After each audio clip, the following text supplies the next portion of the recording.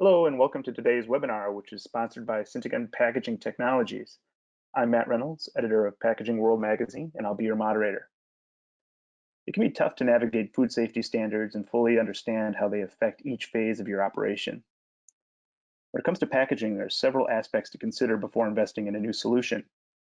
Not every application requires the same level of hygiene and machine features, so understanding your product, cleaning regimen, production environment, and primary goals are all important in determining the right packaging solution for you. Today we'll look at some essential considerations, including the hygienic design versus washdown question and what's the difference. What are the standards for food safety when it comes to packaging equipment? And how do you determine the right solution and level of hygienic design for your packaging application? Before I introduce today's speaker, I want to let our audience members know that this webinar will be available for archived viewing at packagingworld.com within 48 hours of today's presentation. You'll receive notification when it's ready, and the slides will be available for download as well. So with us today is Dave Wood, the Global Technical Sales Manager at Syntagon Packaging Technology. Dave's worked with Syntagon, formerly Bosch Packaging, for the last 15 years in a variety of technical roles, where he's gained experience in packaging, automation, and a variety of industry applications. He's now a global technical sales manager specializing in the fresh and frozen and medical device industries with a focus on automation and robotics. So Dave, why don't you take it away? Hi, thanks for joining. The main focus of today's presentation is to talk about sanitation standards in the food industry and what it means for your packaging operations. First, we'll touch on the Food Safety Modernization Act. Next, we'll discuss how those standards translate into requirements for your type of product and the features you'll need for your packaging line. And I'm sure you've heard the term washdown and hygienic design, so we'll discuss the differences between those two terms, along with an understanding of how they affect different areas of your packaging equipment. And finally, we'll look at a customer story and show you a live demonstration of a washdown application. The Food Safety Modernization Act, I'm sure you've heard of, was put into place by the FDA in 2011. With statistics like 1 in 6 people in the US getting sick each year from foodborne illnesses, food safety is a huge concern, and that's why the FDA put this act into place. The act consists of 7 major rules intended to ensure food safety throughout the food supply chain. Of the 7 rules you'll see listed here, there are 2 that are especially important to the food packaging industry, and those are preventive controls for human foods and standards for growing, harvesting, and holding a product. So what does the Food Safety Manufacturing Act mean for your packaging equipment? Well, first, as the food manufacturer, you need to analyze the products that you're packaging, and you'll need to understand their characteristics and their risks for contamination. You need to review your current sanitation routine that you're conducting, or if you don't have a current process, you need to put one into place to ensure safe food packaging. Things you need to look at is how thoroughly you need to clean. Can you get by with simply wiping surfaces down? Or will you need to remove components of the machine to be able to access more areas than just the product contact parts? Do you need to use a cleaning agent? If so, what kind and how harsh of a cleaning agent? And do you require increased water temperatures and or pressures to clean? When we partner with a customer, we work to guide them through the sanitation requirements of our equipment, and then we provide a level of sanitation to our machines that best suits their needs. We start by working with customers to understand their products and the risk of it to the machinery. We start by looking at the product characteristics. First, is it crumbly, sticky, wet, melty? What is its shape? What is the environment it is packaged in? Is it cold? Is it hot? Is it humid? And do we need to consider allergens? Then we take a look at your cleaning process. In some cases, we'll go to your site to observe what that actual process is, as this can be a key component to the solution we provide. Once we have a good understanding of your product and your packaging environment, we can then determine what level of hygienic design our machines will be required for your application. This can mean we can take any of our machine designs from our entry-level machine with a few modifications to allow for a sanitary, easy to clean product contact parts to our more fully washed down applications. Upon the design concept and review, we then execute the agreed upon specifications in our machine. We do the install and we begin the startup of your line. The term washdown and hygienic design are used a lot in the food packaging industry. However, there's oftentimes confusion around the meaning of what each of these are, and they're mistaken for being the same, which they are not. The main difference between the two terms comes from an understanding of what types of sanitation are required along with the different areas of the machine. It's important to understand the different areas of the machine when you're talking about different levels of hygienic design. There are two main areas of the machine. The first, the product contact area. And this is just as it sounds. This is any area, surface, or component that actually touches the product as it's being packaged. This is where the minimum level of hygienic design starts, meaning these areas should not harbor bacteria in their normal operating state. And in their clean state, they should have no bacteria present. For example, in the example shown here in number 1, which shows a feeder, in-feed, and horizontal flow wrapper, the belting, the product guides, the product pusher, and the deck plates would be examples of product contact areas as the naked product comes into direct contact with each of these components. Then we have the secondary contact areas. And these are areas or components that do not directly touch the product, but could be subjected to product debris, dust particles, chemicals, or waters based on what the cleaning process is. These could be areas of the machine that are above or below the product contact areas. In the example shown of the flow wrapper, the backstand and the film rollers would be considered secondary contact areas. So I'm sure you guys have all heard the term washdown versus hygienic design. What's the difference? With a hygienic design, the cleaning process does not require spraying of the machine, but rather wiping either just the product contact area or the product contact areas and the secondary contact areas.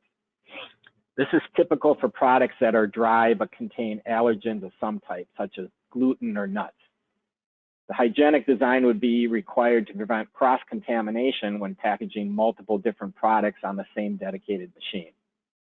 Our focus would be on making these machine parts easy to wipe down, including all stainless steel contact parts, different surface treatments and finishes. Typically, a 0.8 micron finish is required for product contact parts. We can also provide non-stick coatings as well as coatings designed to improve corrosion and resistance. And typically, an IP65 rated components are used, which provides a dust-tight seal with limited water ingress protection. This is usually sufficient if you're not spraying water onto your equipment, but just wiping it down. Then we have washdown. This is when the cleaning process requires spraying of water and chemicals directly onto the machine or parts of the machine to sanitize. We typically call this foam and rinse. Generally, you spray a foam chemical on the parts of the machine, let it sit, and then rinse the foam off. This type of cleaning is typical for wet products such as fresh and frozen meats, ice cream, cheese, and other dairy products. This often involves harsher cleaning agents and increased water temperatures. Not just the product contact areas, but the secondary product contact areas need to be able to withstand the harsh cleaning agents to prevent corrosion and other damage to the equipment. Typically, components on a washdown machine need to have a minimum of an IP67 rating, meaning they are protected against a 30-minute submersion. In a lot of cases, we will use IP69 rated, which provides ingress protection against dust and also high pressure, high temperature water spray downs. When we talk about dry foods, we're often referring to applications that require some level of hygienic design, but not a full washdown. These could be health bars, cookies, candy bars, so on. Products that can be crumbly and messy after running, but may also contain allergens such as gluten or nuts. When running multiple products on a line, it is important to be able to sanitize adequately between products to prevent cross-contamination. For cleaning, spray down is not typically a requirement. However, the use of mild cleaning agents and wiping the product contact areas and surrounding areas is generally necessary. Some of the requirements for dry foods and the machines that run them are stainless steel product contact parts, often specific finishes or treatments, IP65 or 67 rated electrical components. Toolless removal of components in the product contact area is key. This allows for a quicker removal of components for a more thorough cleaning without the use of tools. Typically, we etch decals into the product contact area. This prevents the harboring of bacteria. And no unnecessary holes or penetrations are key. For wet foods, typical is what was required a wash down cleaning process. These products could be things like ice cream treats, popsicles, frozen pizzas, fresh or frozen fish, meat fillets, or other fresh and frozen foods. The cleaning process for these types of products often involve foam and rinse, using a harsher cleaning agent, increased water temperatures, and standard line water pressure being sprayed directly onto the equipment. In order for the requirements of the equipment to withstand these harsher cleaning products, full stainless steel construction of the equipment is required. Food grade motors and gearboxes, IP69 rated components, different surface treatments to prevent corrosion. Typically we use blue belting, which makes the wear and possible contaminants noticeable. Sloped surfaces to allow for proper drainage of the water. Minimal surface-to-surface contact where possible. This reduces the possibility of bacteria harboring and allows for more room between components for cleaning. Fully welded components in the product contact area is generally required. Now I want to talk a little bit about a customer study that we did from a customer a few years ago. This customer was packaging frozen corn dogs on several older hand-fed wrappers, and they were looking to automate by adding robotic feeding. The challenge with that was that the older wrappers would not keep up with the output of the new robotic feeding, and they were also not designed for the level of cleaning that they were required, resulting in the machines that they had were rusting and had a lot of corrosion, making the equipment kind of unsafe for food packaging. The cleaning process was time consuming and inefficient, that required a lot of disassembly, misplaced components, etc. Our solution was we conducted several site visits to the customer to understand their current cleaning process challenges and goals. We designed a solution that accommodated their cleaning process, making it more efficient and almost doubled their output. We worked directly with their supplier for upstream robotic equipment to integrate our wrapper infeeds into their self-cleaning equipment. This resulted in less manual cleaning for the customer. We solved the issue of time-consuming disassembly and misplaced parts by designing components that could be removed without tools and stored directly onto the machine to be cleaned during the self-cleaning process of the robotic equipment. Overall, the customer came to us looking for a solution to increase their output, withstand their harsh cleaning requirements, and integrate well with the third-party upstream equipment they had already chosen to automate their product feeding. With several site visits and meetings with the customer, our technical team was able to understand their challenges, observe the operation and cleaning process, and determine the right level of hygienic design to fulfill their needs. In the end, the customer ended up with an automated solution for feeding and wrapping their product, which doubled their output while making their cleaning process much more lean and efficient without causing any damage to their equipment. Now I'd like to play a short video for you of that wrapper. Hello, I'm Kelly Meir, Product Manager for Syntegon Packaging Technology. And today we'd like to introduce you to our newest member of the harsh environment family, the Pack Feeder HE. The Pack Feeder HE complements our existing hand-fed infeeds and our Pack Feeder 4 HE, our harsh environment flow wrapper.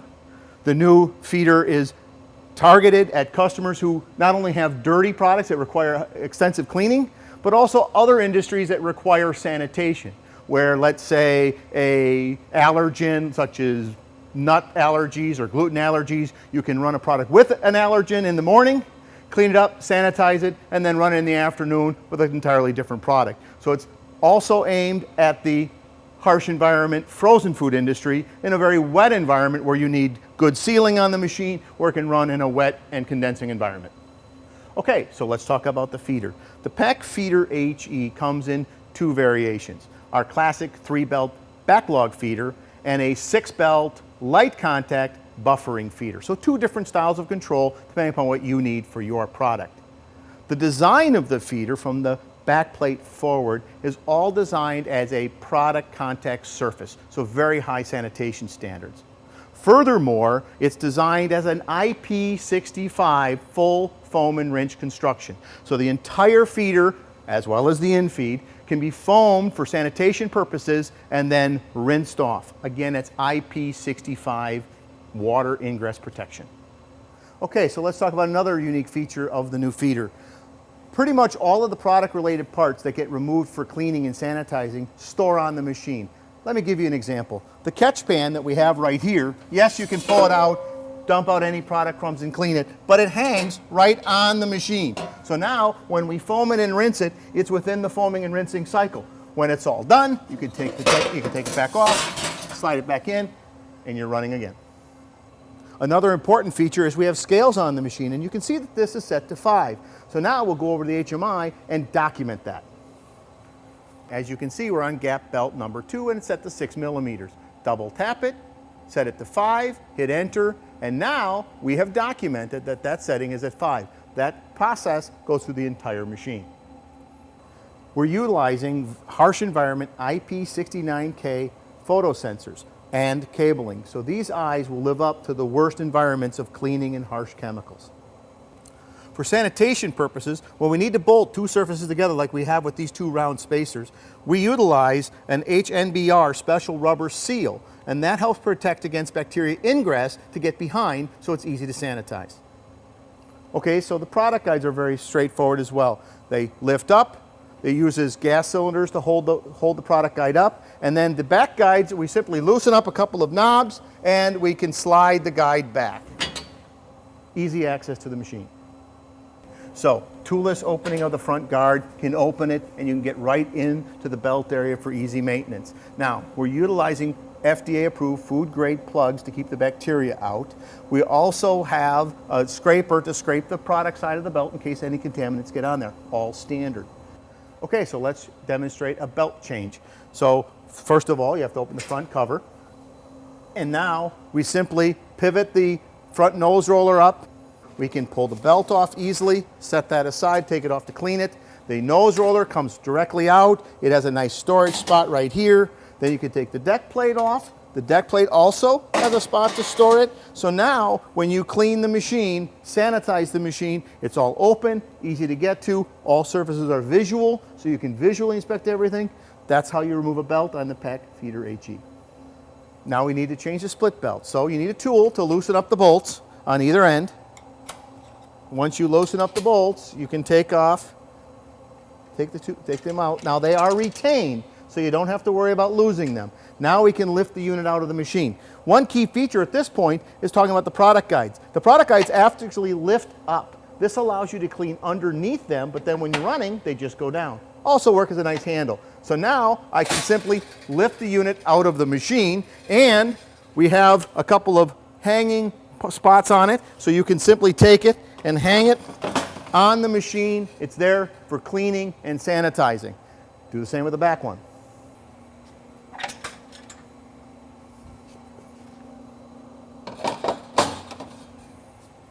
So let's now talk about the working end of the infeed conveyor. So here we have where the chain is run. So first of all, you need to adjust the position of the tail sprocket for different length chains. So here we have the gross adjustment for the chain take-up. You can move the pin back every 30 millimeters, and the pin can simply be pulled out and move 30 millimeters, and everything is retained. So for setting the chain tension, we have a gross adjustment, but we also have a very nice fine adjustment. No exposed thread, so it's sanitary system, and you can turn the knob and it changes both sides of the sprocket, so it keeps everything nice and parallel. You can change either knob, whichever was most convenient for maintenance. We also have re-greasable bearings in the infeed. That way, After cleaning, if any water or chemicals gets into the seals, we can push it out by re-greasing the bearings. For driving the split belts, we have a dedicated servo motor that drives this gear. The gear then drives the bottom of the belt. This allows us to set the speed of the belt to be precisely what we need for good product transfers. So moving to the back of the machine, we have the sloped electrical box like I mentioned earlier. We have an IP65 or NEMA 4X connection block, and we have a standard heat exchanger to pull heat out of the electrical box. This electrical box can hold up to 10 servo drives. On the feeder, we're utilizing industry standard, FDA approved urethane belts. Edges are sealed, it's non-wicking for food applications. Okay, so now let's look more at the infeed. The infeed is all interlock, so it's simple, toolless. You can rotate the latching mechanisms and simply lift the deck plate off of the machine, and it hangs on the machine. Okay, same thing with the back. Simply rotate the latches, lift it up, bring it back, and it hangs on the back of the machine. Okay, so now let's talk about the chain guides. The chain guides can easily be pivoted and pulled back so the system is very easy to clean. You can get at the chain and sanitize everything. They can also toollessly be very easy to pull out. You can get at the lower chain guide. It also toollessly can be rotated and taken out for easy cleaning.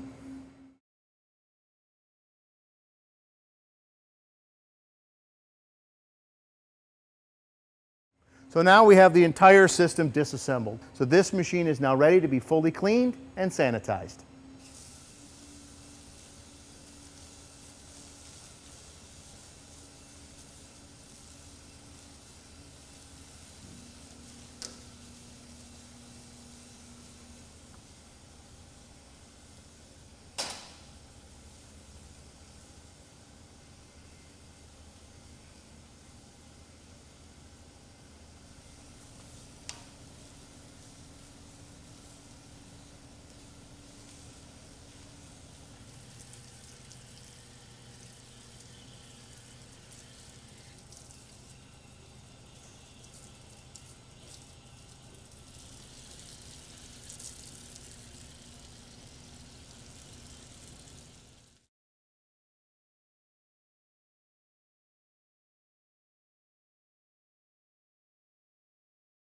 All right, that brings us to the end of the video and the presentation portion.